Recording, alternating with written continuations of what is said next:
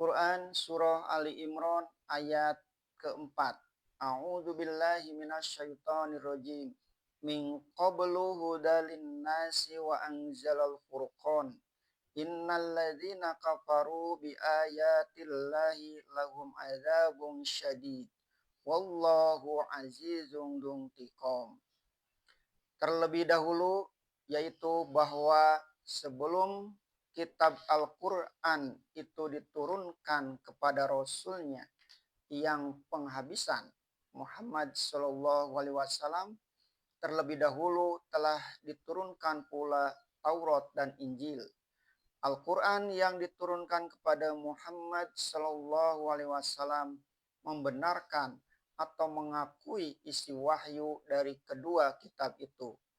Semua kitab itu, Taurat dan Injil serta Al-Quran, semuanya diturunkan dari alam gaib yang tertinggi di dalam alam syahadah kita ini.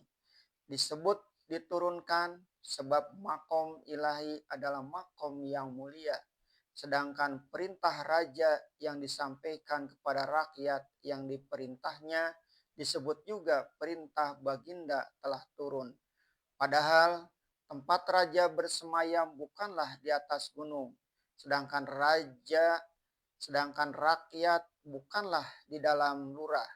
Petunjuk bagi manusia artinya segala kitab suci yang diturunkan dari makom yang mulia itu, baik Taurat maupun Injil ataupun Al-Quran, bertujuan satu saja, yaitu memberi petunjuk dan bimbingan bagi manusia, terutama bagaimana supaya mereka kenal hubungan mereka dengan Allah Al-Khaliq, pencipta alam dan pencipta manusia, supaya manusia itu dapat berbakti kepadanya.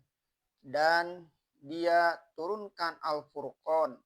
Al-Furqan diambil dari kata Al-Farq, artinya pembatas, pembeda, penyisihkan di antara yang benar dan yang salah, yang hak dan yang batil, jalan yang lurus dengan jalan yang bengkok, berbelit-belit. Oleh sebab itu, Al-Quran sendiri pun disebut juga Al-Furqan. Bahkan Taurat pun disebut juga Al-Furqan. Maka menurut tafsir Ibnu Jarir, yang dimaksud dengan Al-Furqan di sini ialah akal manusia sendiri. Artinya rasul-rasul diutus, kitab-kitab diturunkan dan buat menampung wahyu ilahi itu. Manusia pun diberi akal buat membedakan yang benar dari yang salah. Oleh sebab itu, dengan adanya Al-Furqan, akal itu jika manusia menganut suatu kepercayaan, hendaklah yang benar-benar sesuai dengan akal mereka sendiri. Sedang wahyu yang datang dari Allah pun tidak mungkin berbeda dari intisari akal murni itu. Maka kedatangan rasul-rasul dan turunnya kitab-kitab adalah menuntun Al-Furqan manusia atau akal murni manusia tadi. Di dalam menuju keridhaan Allah, tidak mungkin orang yang teratur caranya berpikir akan menolak kebenaran Allah. Sebab itu berkata Allah pada lanjutan ayat, sesungguhnya orang-orang yang tidak mau percaya kepada ayat-ayat Allah, bagi mereka azab yang sangat. Azab itu ada dua macam. Pertama, azab dunia, yaitu azab kekacauan pikiran.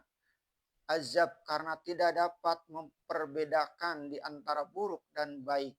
Azab hidup yang sebagai menghasta kain sarung, berputar-putar di sana-sana juga, tidak bertemu ujung. Dan azab yang kedua ialah di akhirat. Ayat-ayat Allah yang patut dipercaya oleh akal yang murni itu amat banyak. Di sekeliling kita ini banyaklah ayat-ayat, tanda-tanda kebesaran Allah. Di antaranya yang terpenting ialah lahirnya seorang manusia bernama Isa Al-Masih yang sampai berbeda dengan kelahiran manusia biasa. Dia lahir tidak dengan hubungan kelamin laki-laki dengan perempuan.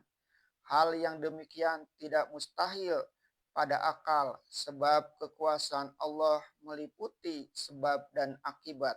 Maka kejadian yang demikian itu patutlah menambah iman manusia kepada Allah yang tunggal dalam kekuasaannya.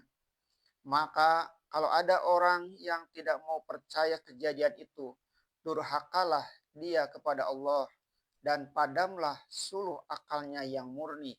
Sebab itu tersiksalah dia di dunia dengan kekacauan pikiran dan di akhirat dengan siksa neraka. Dan Allah adalah maha gagah, berlaku seluruh apa yang dia kehendaki. Tidak ada siapa-siapa pun yang sanggup menghalangi dan tidak ada siapa-siapa pun yang dapat memerintah Allah supaya Allah menuruti apa yang dia kehendaki.